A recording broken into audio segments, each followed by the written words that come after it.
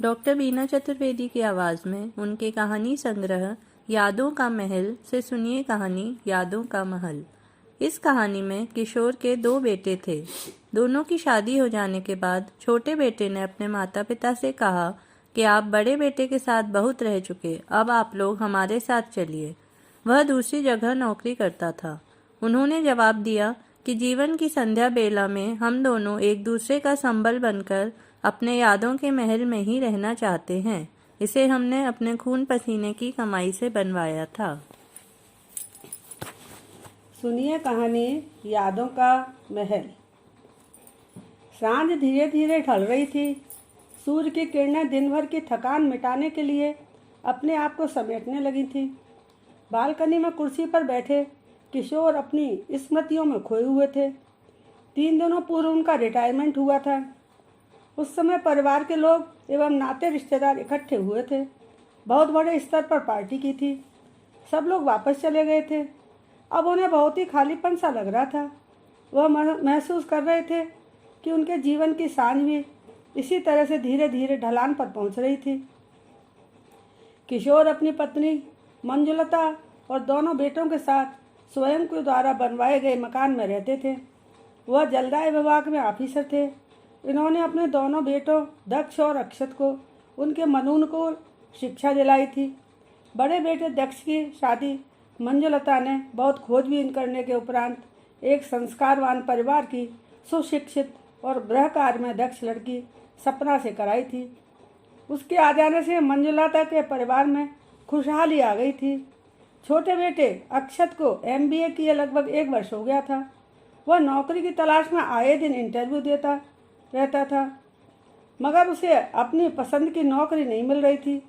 वह छोटी मोटी नौकरी करना नहीं चाहता था। उसके सपने बहुत बड़े थे।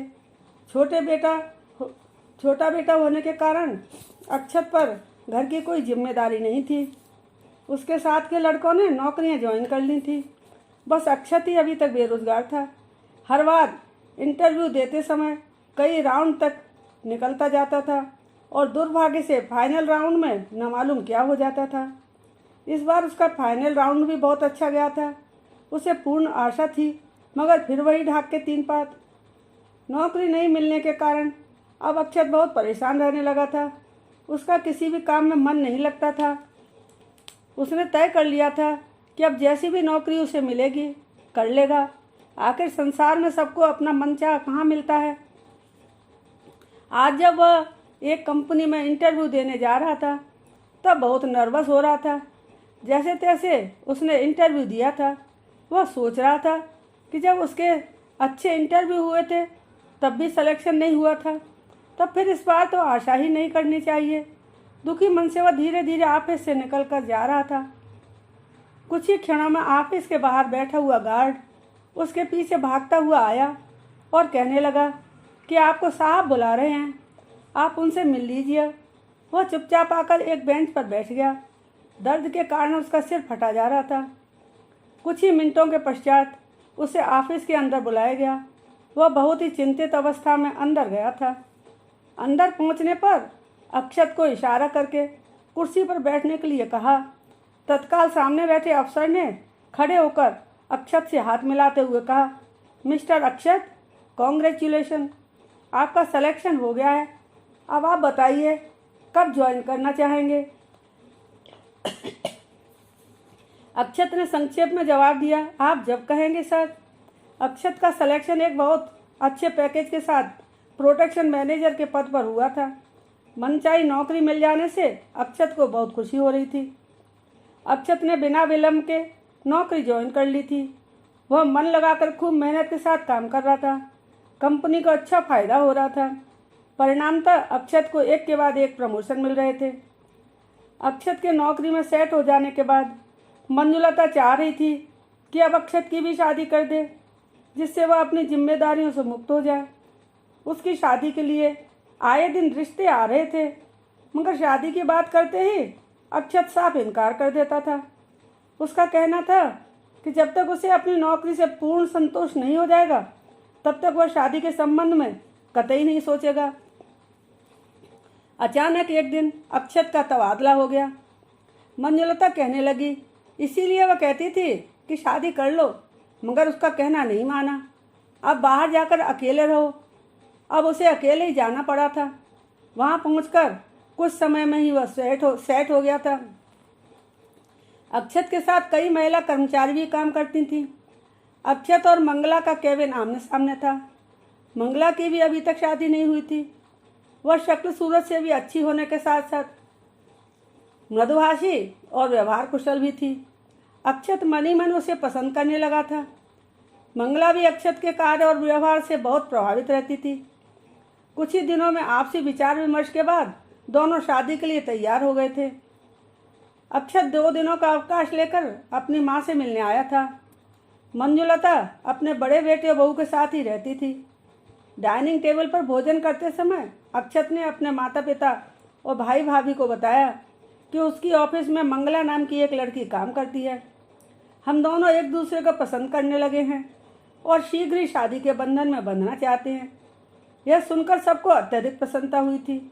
सब लोग मंगला और उसके परिवार के संबंध में सब कुछ जान लेने के लिए उत्सुक होने लगे।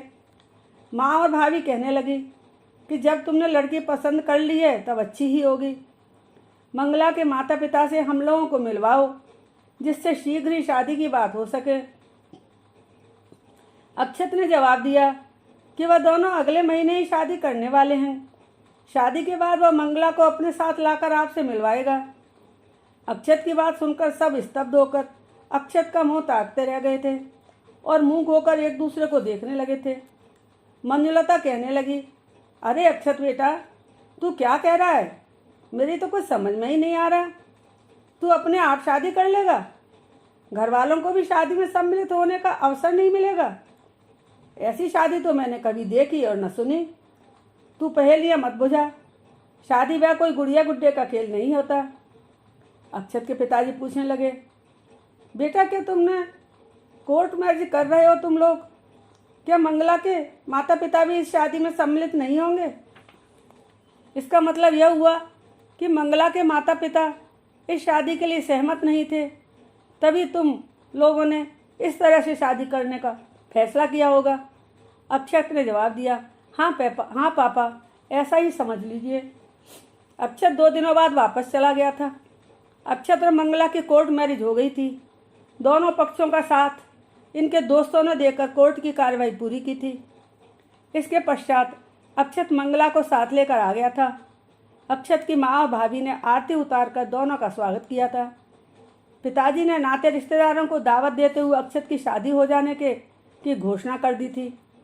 परिवार में सभी लोग खुश थे। अक्षत अपने माता पिता से कहने लगा कि अब आप दोनों को हमारे साथ चलना है।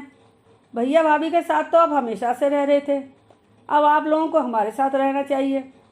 माँ ने जवाब दिया कि पहले तुम लोग अपनी गृहस्थी तो बसा लो, सेटल तो हो जाओ, तब हम सभी लोग तुम्हारे पास कुछ दिनों के लिए आएंगे, सब साथ में रहेंगे।